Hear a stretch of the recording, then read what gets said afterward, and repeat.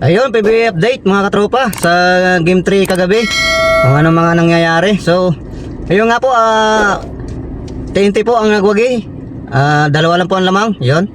At malaking dagok po ito sa Barangay Ginebra kasi third quarter po lang po ay injury po si mga kalahati ng third quarter, injury po si Justin Brownlee. So, yung ganto po niya nabali, mga katropa. Yung kanan pa naman niya, yung pangtira niya sa bola. So, ang hirap din yun isalo noon. So, hindi po natin alam kung makakalaro pa si Justin Brownlee. Baka pagbawalan siya ng doktor. So, yung nga po, wag po tayong matuwa mga katropa. Mga TNT fans dyan, wag kayong matuwa na may na-injury. Pag-pray na po natin si Justin Brownlee kasi napakabait na tao po yan. So, nawa ay makalaro pa si Justin Brownlee para maganda man po yung series. Kasi kung hindi po, ay nako, big problem po yan sa Barangay Ginebra. So, ayan, nanalo po ang TNT Tropang Giga. Take over po si Ray ng Batak mga katropa. So yun, pag-usapan po natin yan pagkatapos nitong ating intro. Okay?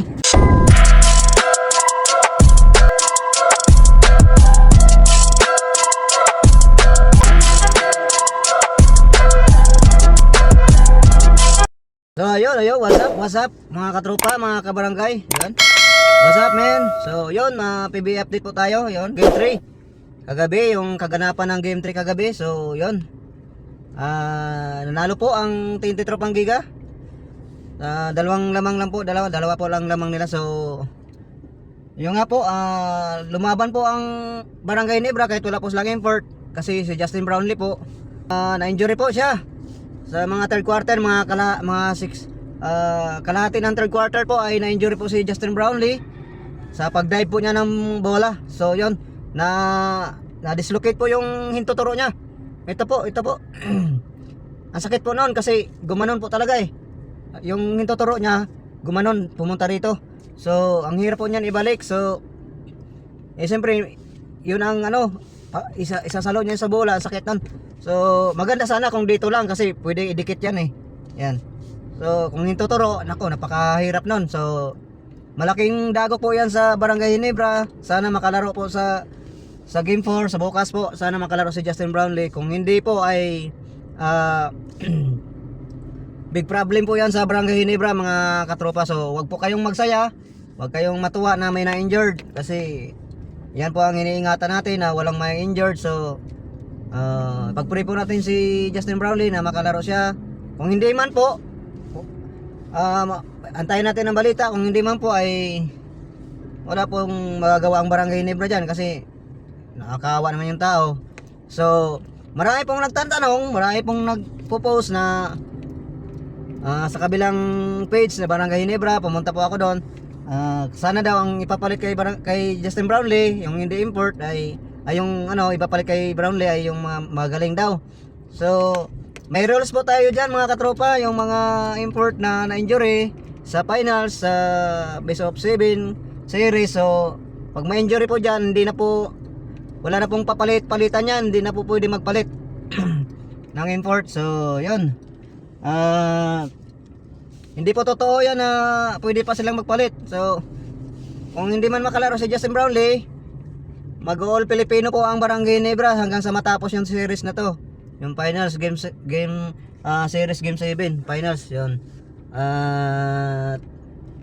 Hindi po totoo na pwede silang magpalit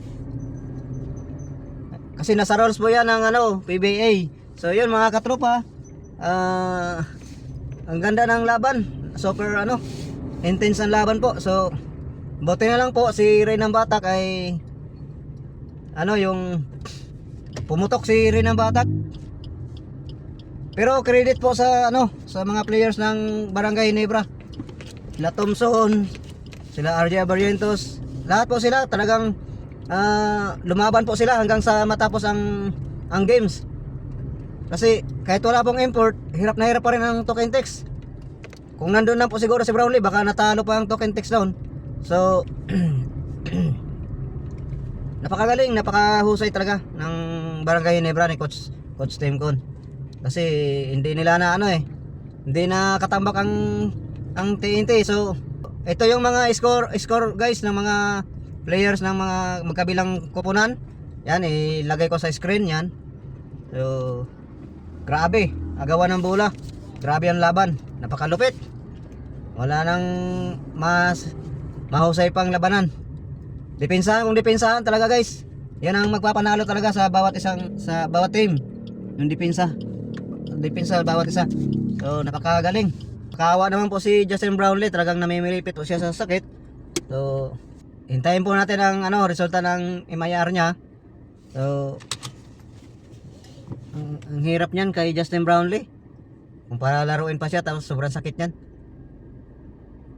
Wala na guys, mga katropa, kung hindi man makalaro si Justin Brownlee bukas at hanggang sa matapos ng series na to, wala na, finish na yan. TNT na ang champion dyan. So yung iba dyan na natutuwa, huwag kayong matuwa kasi yan nga pong iniingatan natin na walang ma-injury sa bawat magkabilaang kukupunan, magkabilaang team. Mahirap po kasi may injury. Nakakaawa po yung mga lalo na si Jason Castro. 12 months po siyang hindi makapaglaro. So si Jefferson po ay duguan din po ang muka. Ayun, nadali sa siko ni Troy. Headbutt po ang nangyari kay Jefferson. So grabe, parang mga manok na na pinagsasabong. Labanan talaga. Muka sa muka, katawan sa katawan. Physical ng physical, grabe. Yan ang tunay na finals. Grabe yung mga depensa ang inano ng mga bawat team. Ang inano nila, depensa. So, yung nga, nanalo yung TNT Tropang Giga. So, yun, 2-1 na po ang ang standing nila. TNT 2, Barangay ay 1. So, bukas po ay game 4. At awarding po bukas, sino pong best import at saka best player of the conference. Yan. Abangan po natin kasi bulong-bulungan po ay si Calvin Montana po ang makakuha sa best player of the conference at saka si RSJ po ang best import. So pangatlong best import na po yan ni Jefferson kung sakaling siya po ang mapili. At first time naman po ni Calvin Montana na magiging best player of the conference kung makuha niya po kasi mayroon po siyang kalaban diyan, si Pajardo yata at saka si Bolex, saka si Arvin Tolentino. So yun lang po mga katropa.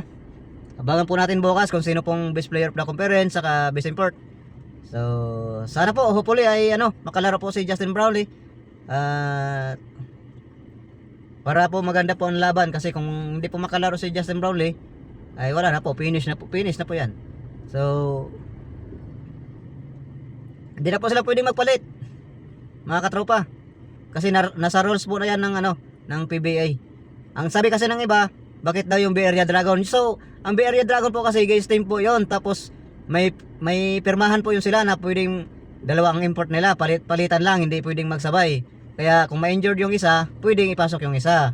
Kaya yun ang nangyayari. So yun nga po, bulong-bulungan kasi sa kabila, pwede daw magpalit. So hindi na po pwede, nasa rules po yan ng PBA. Pag nasa finals na po ay hindi na po pwede magpalit ng import. Yun lang po at maraming salamat mga katropa. Wala po muna tayong pa-shoutout kasi busy po tayo ngayon. So yan, maraming salamat sa inyong panonood at mag-subscribe na rin po kayo sa ating YouTube channel para po kayo updated sa ating mga ina-upload pa. Okay? Maraming salamat. God bless all mga katropa. Congratulations mga fans ng TNT.